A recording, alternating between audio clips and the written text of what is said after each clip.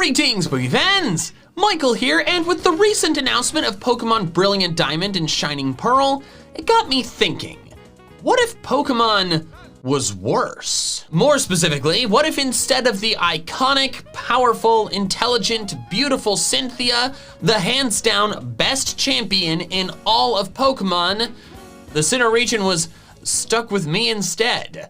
Today's video will answer that question. I will be revealing how I would run the show if I were the champion of the Sinnoh region instead of Cynthia, since Sinnoh's on my mind thanks to the recent Sinnoh game announcements. So don't forget to subscribe to my channel, since apparently a lot of you watch all of my videos, yet aren't subscribed.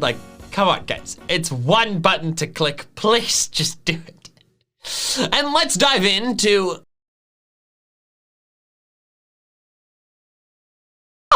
okay.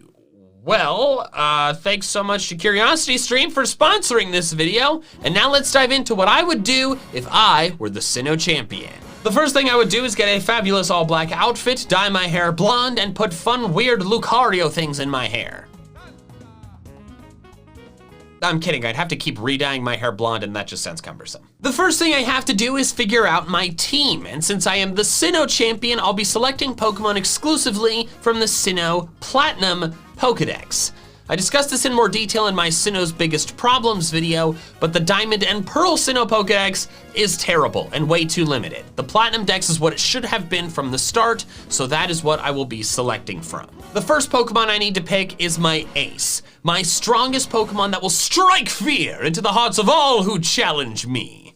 All champions have one after all. Blue has his starter, Lance has Dragonite, Steven has Metagross, and of course Cynthia has Garchomp, plus all the champions in later generations have an ace too. Garchomp is the strongest non-legendary Pokemon in the Platinum Dex, since after all it is the Gen 4 pseudo-legendary Pokemon, having a base stat total of 600. While using Garchomp myself would certainly make me tough to beat, how lame would this video be if I just picked the exact same strongest Pokemon as Cynthia? What? No, we're not doing that. For my Sinnoh Ace Pokemon, the Pokemon I'm selecting does not have a massive base stat total like Garchomp. It's got a very solid one, but it's not as high as a lot of other Champion Ace Pokemon. I'm picking it because I love the Pokemon, and it can be really good if set up right.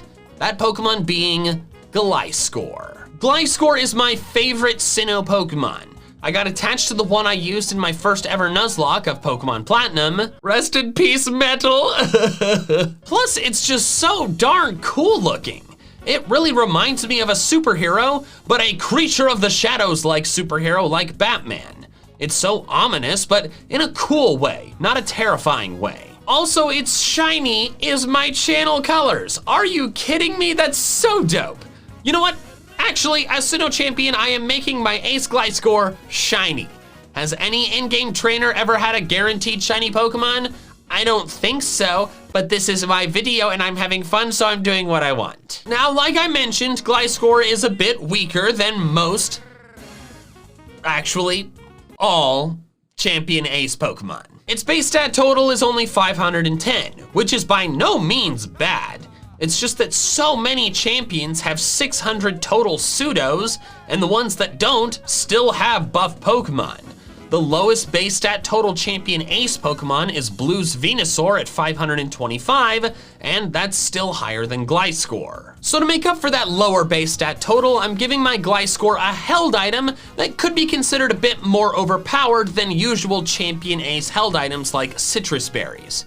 I'm considering a Yachi Berry to cut down on that 4x ice weakness, but I think another more fun item to give it would be a Toxic Orb. Yes, Gliscor's hidden ability is Poison Heal, which means if it's poisoned, it heals an eighth of its max health every turn instead of losing health.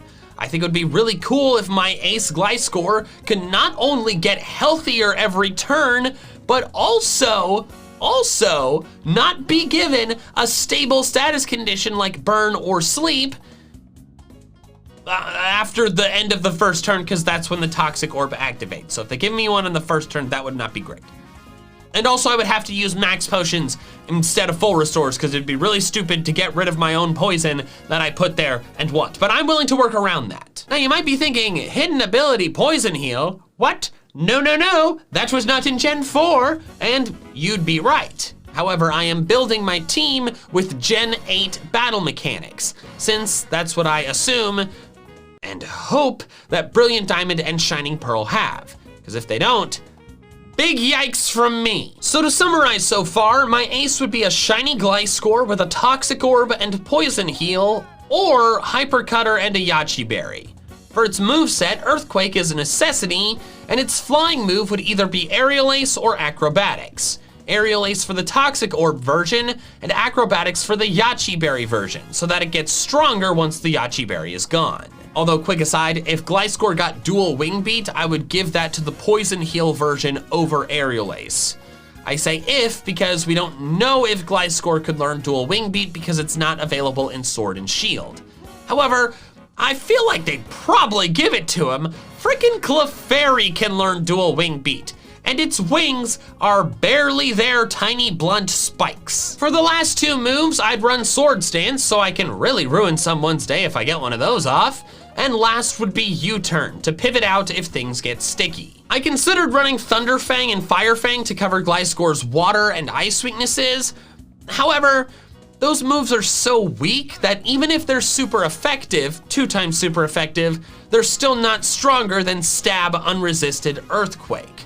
Sky Uppercut would be, but Sky Uppercut is not 100% accurate. And remember, if it's not 100% accurate, it's 50% accurate. And also I value the ability to pivot with U-Turn. So that's my ace Shiny Gliscor, but what about the rest of my team? Well, I need something to cover Gliscor's pesky ice weakness, so I think a cool Pokemon to do that would be Scizor. So Gliscor and Scizor can be brothers. Aha. Scizor is a really cool Pokemon and really powerful as a bonus. And while it does have a 4 times fire weakness, that is its only weakness. Mine would of course have the ability Technician since it's far and away its best ability, plus it makes its stab priority bullet punches 60 power instead of 40. I'd also give it X Scissor for Bug Stab since Gliscor is already pivoting with U-Turn, and Dual Wing Beat for flying coverage. Both hits of Dual Wing Beat get the Technician boost, meaning if both hit, its power is 120. The final move would be Double Team. I consider giving it Sword Stance as well, but I feel like it's better to have more than one ways to ruin someone's day, and Double Team can definitely ruin some days. Another Sinnoh Pokemon that I'm quite fond of that I want to include on the team just because I want to include it is Gallade. I've liked Gallade since I was a kid because I think its fighting style of up-close sword fighting is really cool. Is it better than Gardevoir? Well, I think it might have been before Gardevoir became a fairy type, but once Gardevoir became a fairy type, then it got really freaking good, so no. But I like it and that's what matters. Its ability would probably be Steadfast, but Justified would be fine too since I don't think either are incredible. It would of course have Close Combat and Psycho Cut, its de facto stab move since its introduction, and then I'd give it Poison Jab to counter fairies and Stone Edge to counter flying types. So far, my squad is Gliscor, Scizor, and Gallade, a team of 3 really cool Pokemon. However, that could cause some problems if my opponent decides to start Will-O-Wisping everything, so I need a special attacker or 2, or 3. And I decided to go with Togekiss. Togekiss is not one of my all-time favorite Pokemon, but I've used it on multiple occasions with quite a lot of success thanks to it being so freaking strong, having a base stat total of 545. I love that a Pokemon that starts out as weak as Togepi, Togepi, becomes as strong as Togekiss. Togekiss does have a couple issues though that I want to talk about so that you know that I don't actually think they're issues. The first is that it's a repeat flying type alongside Gliscor. However, thanks to their secondary typings, the only weakness they actually share is ice. And both of my other Pokemon, Gallade and Scizor, have super effective stab attacks against ice. Plus, repeat types are totally fine. Cynthia had both Milotic and Gastrodon in Diamond and Pearl. So like, if she can do it, I can do it. Actually, on the topic of Cynthia, the other issue is that she used a Togekiss in Platinum, and so it'd be like, oh, you're taking a Pokemon from Cynthia. I thought you said you weren't gonna emulate her too much. And it's like, okay, no, it's different. It's different. First off, she only used it in Platinum, didn't use it in Diamond and Pearl. Wasn't in the Diamond and Pearl decks, but that does, shut up. And her Togekiss was normal flying type. Was before there was fairy type. Hers was not fairy flying. Mine would be fairy flying. Therefore, mine is different and special and I'm okay. My Togekiss would run Air Slash, Dazzling Gleam, Flamethrower, and Thunder Wave with the ability Serene Grace. Yep, it's a proper Para-Flinch Togekiss. With paralysis and a 60% chance to flinch, your Pokemon will never move. Sorry, I'm just feeling a bit mean today. Also, people talk about how difficult Cynthia is, and I agree. It's just, can we take a moment to talk about the fact that they could have given her Togekiss Serene Grace, so 60% flinch chance with Air Slash, but they gave it the vastly worse ability Hustle instead. An ability that boosts attack and it only has special attacks. So like, she's still tough, but it could have been worse. And so I'm doing the worse. So with this squad of 4 Pokemon so far, every one of their weaknesses is covered by a stab attack of at least one of the others, aside from Gliscor's water weakness, Gallade's ghost weakness, and Gallade's flying weakness. So let's work on covering those with our last 2 Pokemon. First, the water weakness, and I think the Pokemon I'm gonna go with is Tangrowth.